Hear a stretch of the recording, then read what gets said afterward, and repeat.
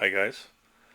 Haven't posted up in a long time, which seems like it's the start of a lot of people's posting of vids lately, but it's been a very long cold winter in Indy this year, and my game room is about as cold as an alien autopsy chamber during the winter months, so I don't spend a lot of time back here.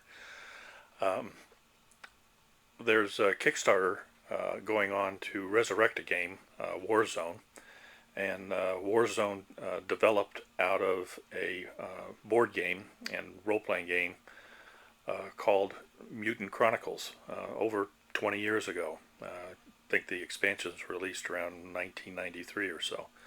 So I have that game along with two of its expansions, and one expansion is the Fury of the Clansmen. And that is the base game, Mutant Chronicles: The Siege of the Citadel.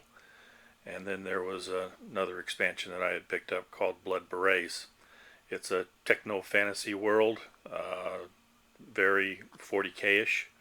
The figures are fairly smooth and not highly detailed, but not bad for a board game. They're actually probably commensurate to what was being done with another popular space board game at that time, um, Space Crusade.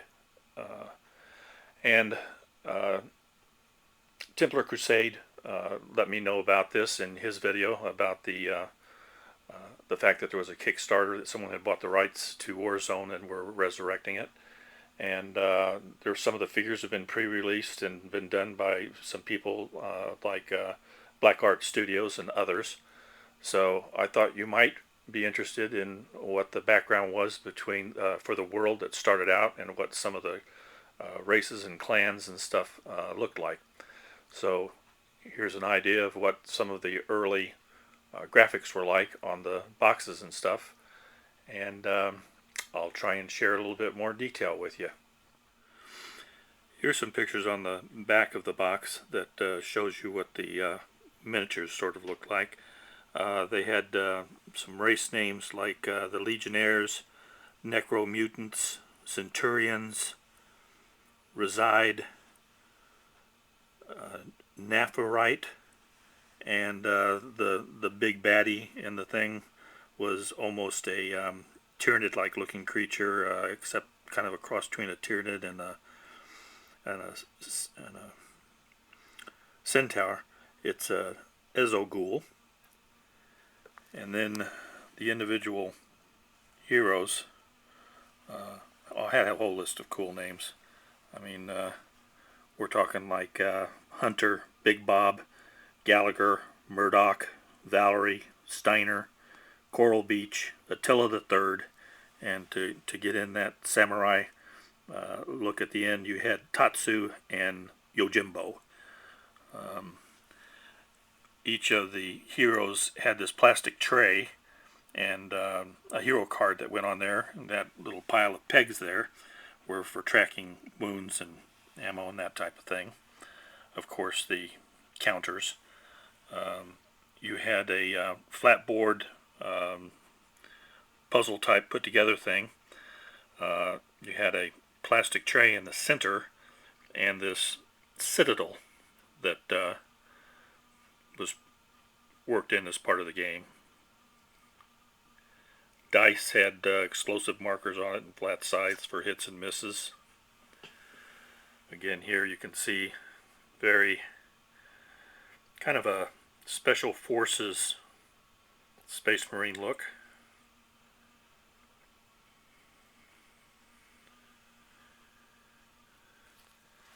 And the Blood Berets.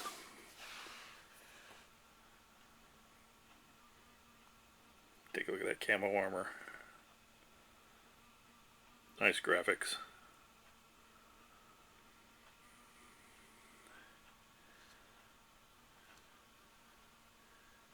Again, bad guys, really bad. Includes 38 detailed figures. So, nice expansion. And the thing, Pressman was the company to put it out. The miniatures were Heartbreaker, which people who were around back then would be familiar with blister packs that had Heartbreaker miniatures in them. They were good sculpts.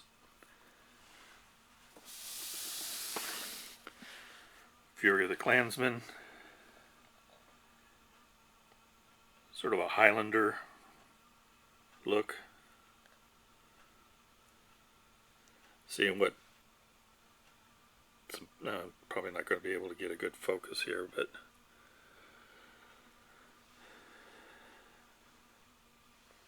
some of the figures could have been painted up to look like. They just came in colors. As you can see here, you had, your factions were green, blue, red, yellow, and the bad guys. Again, more tiles to expand the game.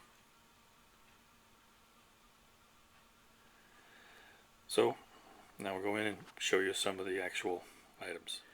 All you had was a small 10-page rule book showing the figures with their names, about assembling the figures.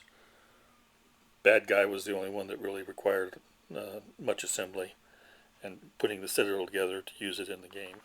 And a 15-page rule book that explained the stat cards and really had nice graphics on the inside. So it's a fairly simple game to get involved with. Just a little 6-page mission book.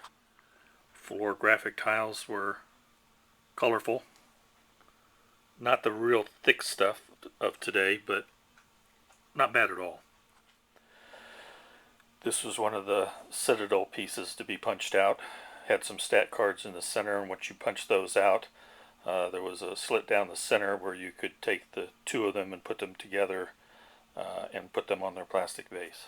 The stat sheets for the players came in pairs for each faction. This was the Mishima, which had Yojimbo and Tatsu in it.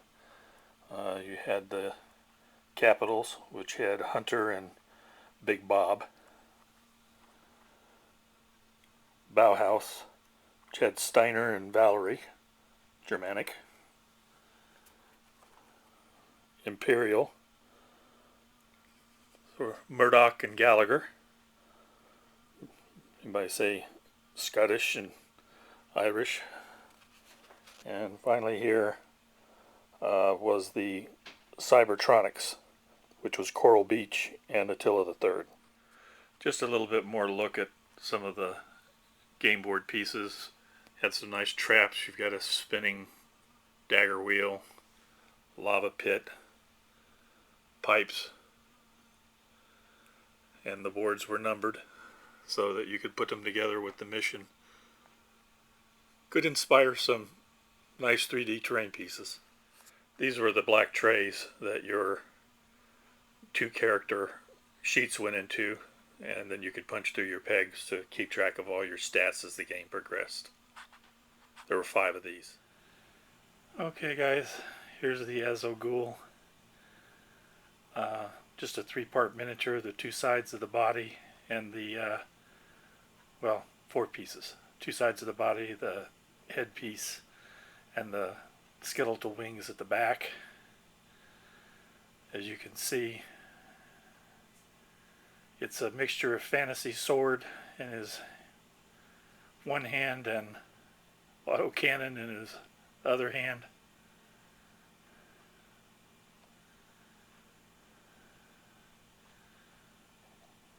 Equine body.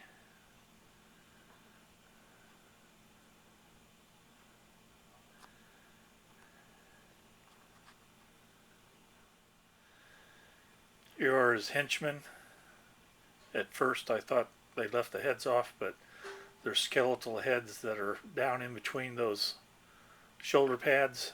This is probably comparable to the cool sculpts that I've seen out there that have been kind of pre-released and been painted by a couple of different channels, which I will try and find and put the links below so that you can go and take a look at the new sculpts. And I think that this world definitely deserves to be brought up to date, and I wish them the best of luck in their Kickstarter. Unfortunately, I have limited resources, and I've gotten involved in 2 Kickstarters, and I guess that's my limit. There's Yojimbo and Tatsu, the Oriental flavored faction. Now you can't see much detail at this point. I'll put on the all-seeing eye. I won't bore you by showing you every single miniature, but I'll bring it up close so you can get an idea of what the quality of the miniatures were. There he is a little bit closer. You can see there's some details on the breastplate.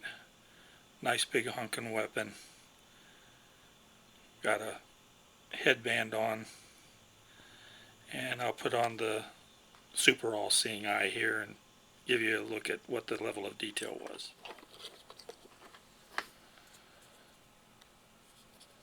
There you can see.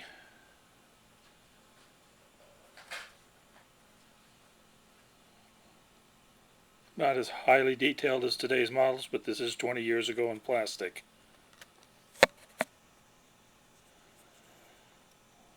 So by my estimation, not bad.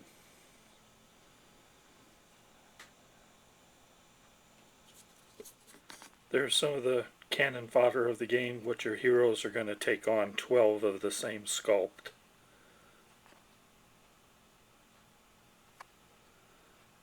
I know with this flip I can't give you a whole lot of detail.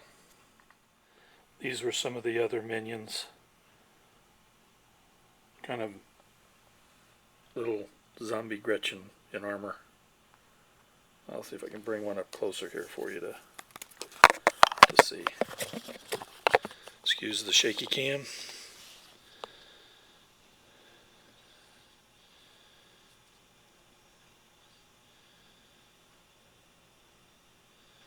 Let's go down to super macro here. There we go.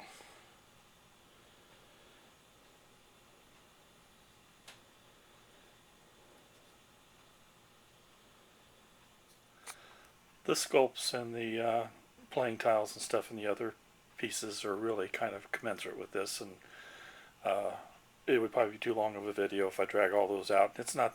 It's about the same type of miniature quality on those expansion sets. So, hope you enjoyed taking a look at the origins of this Warzone that is being resurrected by some entrepreneurs out there on the Kickstarter.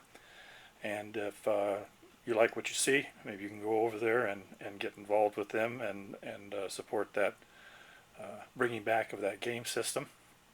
I'll put as many links below as I can to the Kickstarter. And speaking of Kickstarters, the two that I got involved with were the Reaper one, which should be really delivering its miniatures within the next couple of weeks. And the other one I heard about from the First Family in Scottish Gaming, Bidge, and Real Mithril. And that was the Empire of the Dead, a wonderful genre of Victorian England with the bobbies and zombies and all kinds of cool steampunk type stuff. So I just couldn't pass that up, especially with free shipping to the United States. So I'll have that link below too, although I think there's only 2 or 3 days left on it. But if you're interested in that, you can go over and take a look at it. Hope all of you are still having fun with your hobby, and hope to be able to start getting back into mine. And may God bless you all, each and every one, and I'll be talking to you later.